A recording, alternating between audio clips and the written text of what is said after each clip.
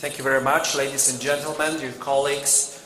First of all, I want to say how glad I am that this format I proposed over a year ago is still vivid. And as we met for the very first time in Białystok, in the group of colleagues from Poland, Lithuania, Latvia, Estonia, Ukraine. Right now we are joined by Jussi Halla-aho from Finland. There is our friend from Iceland for the first time. We met in Tartu. Right now we are meeting in Vilnius. And it's so good that in this complicated world, in this world of so many challenges, we are still trying to find ways to each other. We are trying to build not only the alliances of the states, but alliances of the parliaments, of the societies which parliaments represent. And it's a good sign for the future. That's very good that we are here together, sending to the world two strong messages. The first is, of course, that we want to congratulate our Lithuanian friends and Lithuanian nation for the reason of the 35th anniversary of the restoration of the independence of our dear neighbor. It was a great thing for all of us in this part of Europe, because we show to the world that values will always prevail, that values are always the most important fundament for politics, for human being, for being together, for cooperation, for all of our reality. And the second thing is that we are meeting here on this very important occasion to talk about geopolitical challenges, about strategies we should create, we should enforce in this very challenging situation. First of all, of course, there should be no doubt that we should support Ukraine, because for my country, and I believe that not only for my country, is a reason of state. Safe, free, independent Ukraine is a reason of state for Poland, and I believe for many countries in our part of Europe. We are doing, of course, whatever we can to support Ukraine with more and more military aid, with diplomatic assistance, with trying to persuade anyone, anywhere, that Ukraine should be at the table when the peace process started, and there should be no treatment, no treaty, no ceasefire without Ukraine showing its position, presenting its arguments. It's obvious in this part of Europe, knowing what happened in Munich, what happened in Yalta, what happened in so many occasions where bigger and stronger wanted to decide above the heads of the smaller. It should never ever happen again. Right now, the situation in NATO, the transatlantic situation, leads us to the conclusion that we should take more responsibility for our own safety.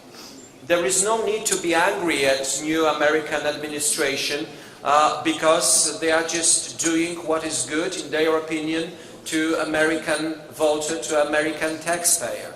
We should take our part of responsibility right now.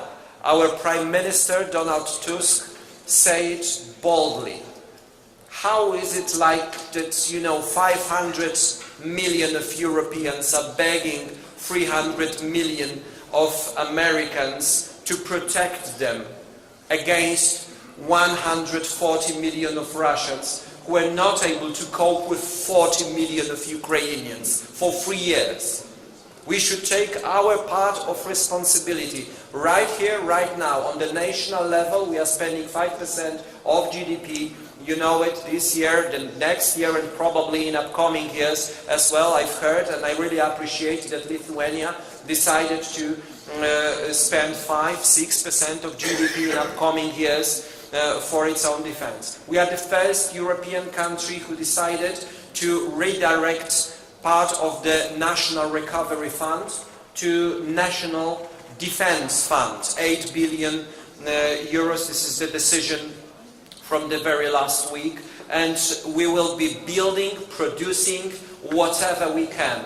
But we need this cooperation, and this is the second side of the medal.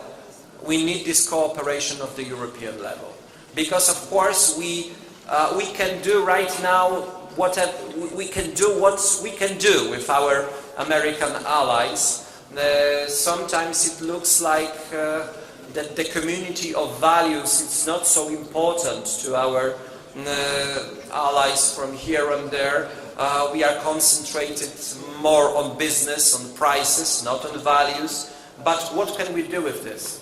We can conclude that the keys to European stability and safety and the future of Ukraine, it's not only in the United States, it's in Europe as well. Mostly in Europe. Frozen assets, mentioned by my colleagues. Frozen assets are not in America, we are discussing right now. They are in Belgium. We need decision of our Belgian friends, of our French friends, of the new political power, new government of Germany. We should talk to them, and it's much closer and much easier for us all to talk to our German friends, to persuade our French friends, to discuss with our Belgian counterparts, than to go to America. We should stop these pilgrimages to America. We should concentrate on pilgrimaging here in Europe, inside Europe, to solve the problems here that should be solved. Because Ukraine is not asking us for peacekeeping forces. They are asking us for money and for armaments. We should see it and we should do it. There is a time for new leadership in Europe. New leadership, responsible leadership for the common safety. That's why we will be supporting, as a presidency right now in the European Council, every form of strengthening our internal European NATO. We will be asking our friends from outside European Union, like Norway, like Turkey. This week our Prime Minister is going to Turkey to talk with President Erdogan and other officials. We want to create new architecture of safety, more Europe concentrated in this situation we are facing right now in the world. Let's have the best possible relations with the United States. But when the freedom of ourselves and Ukraine, our beloved neighbor, is at stake, we should think, in common, together, what can we do to show our people all along Europe that not Trump is the biggest enemy of Europe right now, not Zelensky, named by someone or some other people as a dictator. He's not a dictator, he's a hero. They are not enemies of Europe. There is only one enemy of Europe, and it's Putin. And we should do whatever is possible for the sake of the next generation to stop Putin where he is and to make him lose this war. I'm really grateful for my colleagues, for Saulius Skvernelis, for all the colleagues from Baltic states, from Finland, from Iceland, especially my dear friend Ruslan Stefanchuk from Ukraine, not only for our common work in last months, in last year, but also for your friendship. Because I have this feeling that we can count on each other. And it's much more important than any treaty we can sign. Right now, it's a time for us in Europe to stay closer, to be together. And our values will prevail. You will see. I can bet on it. We will prevail with our values, on which European Union, European community, and the peace in Europe was founded. Thank you so much. Saulius gave me 15 minutes, and I think I'm pretty close to this limit. Panie Marszałku, prezydent zawetował ustawę incydentalną, którą sam Pan zaproponował. To skomentować można tylko w jeden sposób. Jednym z najważniejszych egzaminów, przed którym staje lider polityczny, jest zapewnienie bezpieczeństwa przekazania swojej władzy, swojego stanowiska następcy. Przykro mi stwierdzić, ale pan prezydent Duda nie zdał tego egzaminu. Bardzo ważnego egzaminu. W tej sytuacji, w jakiej się dzisiaj znajdujemy, wymagałbym od zwierzchnika Sił Zbrojnych, że problem przekazania zwierzchnictwa Sił Zbrojnych będzie jednym z najważniejszych, przed jakimi stanie w tej właśnie chwili. Ja rozumiem, że ważne są wizyty pożegnalne, rozumiem, że ważnych jest mnóstwo innych rzeczy, ale co jest ważniejszego niż zapewnienie ciągłości i bezpieczeństwa państwa poprzez przekazanie ciągłości władzy? Dlaczego o tym mówię? Dlatego, że chaos w sądownictwie, do którego rękę przyłożył również pan prezydent Duda, prowadzi nas do pytań, jak będzie wyglądało zatwierdzanie ważności wyboru prezydenta w Rzeczpospolitej, czy rzeczywiście będziemy w stanie z tym chaosem w Sądzie Najwyższym, do którego prezydent również przyłożył rękę, sprawnie zapewnić, że prezydenta w Polsce wybiorą ludzie przy urnach, a nie jakiś sąd albo jakiś urzędnik. Zaproponowałem rozwiązanie, żeby zmitygować, zminimalizować to ryzyko. No cóż, jeżeli pan prezydent nie jest w stanie wziąć odpowiedzialności za bezpieczeństwo tego procesu w tym momencie, nie mogę tego cenić inaczej niż właśnie w ten sposób. Nie zdał jednego z najważniejszych egzaminów swojej prezydentury. Do tego trzeba dodać też oczywiście jeszcze cały ten kontekst związany z propozycjami, które przecież w tej ustawie się znalazły.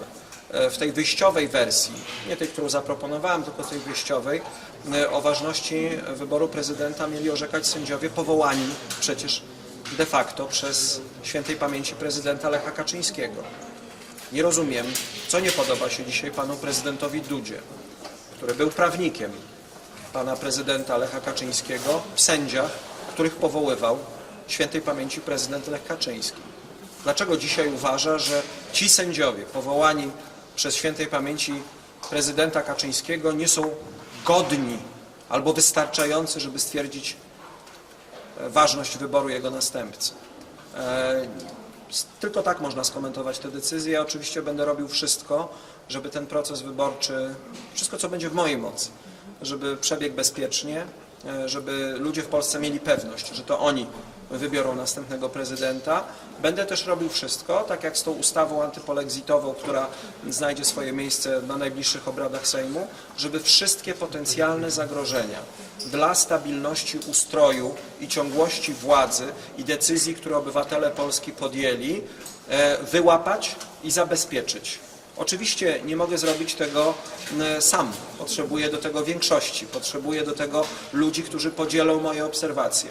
Ale chciałbym mieć pewność, że głośno powiedziałem, że jest jakieś ryzyko, zaproponowałem receptę, no ale czy ta recepta zostanie wykupiona, a leki przyjęte, to już nie jest tylko i wyłącznie niestety moja odpowiedzialność. Bardzo dziękuję. Dziękuję Państwu. Jedno pytanie tylko Wilno.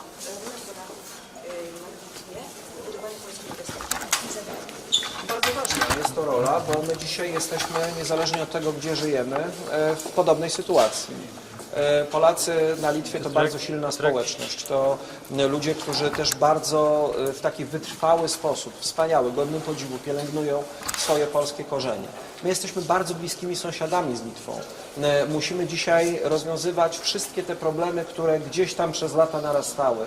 Jeśli chodzi o prawa mniejszości, o pisownie, wszyscy je znamy. Rozwiązywać jak najszybciej, jak najlepiej i szybko iść do najważniejszych problemów, które dzisiaj przed nami stoją.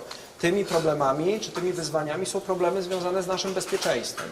Dzisiaj to naprawdę nie jest czas, żebyśmy dyskutowali w oznakach diakrytycznych. Dzisiaj musimy rozmawiać o tym, czy prezydent Macron, proponując parasol jądrowy, który ma chronić naszą część Europy, składa sensowną propozycję, czy niesensowną propozycję. My uważamy w Polsce, że trzeba się nad tą propozycją poważnie zastanowić. To dzisiaj powinno być głównym tematem rozmów, jakie mamy, a wszystkie inne rzeczy, i to mówię od moich pierwszych też kontaktów z Litwą jako marszałek, powinny być szybko i w duchu wzajemnej przyjaźni załatwione. My po prostu dzisiaj potrzebujemy siebie nawzajem. Polska potrzebuje Polaków na Litwie, Litwa potrzebuje Polaków na Litwie, jako Litwy obywateli, przecież członków polskiej mniejszości. My dzisiaj musimy naprawdę skoncentrować się na tym, co najważniejsze, a to, że Polacy na Litwie w tak fantastyczny sposób pielęgnują swoją polskość, jest godne olbrzymiego podziwu. Ja robię wszystko, co mogę dla mniejszości narodowych w Polsce działających, żeby one mogły się u nas rozwijać tak, jak chcą, bo uważam, że dzisiaj różnorodność wewnątrz naszych narodów, również etniczna, jest naszą siłą, a nie słabością. Uczy nas odporności na różnego rodzaju wstrząsy i wyzwania. Dziękuję bardzo.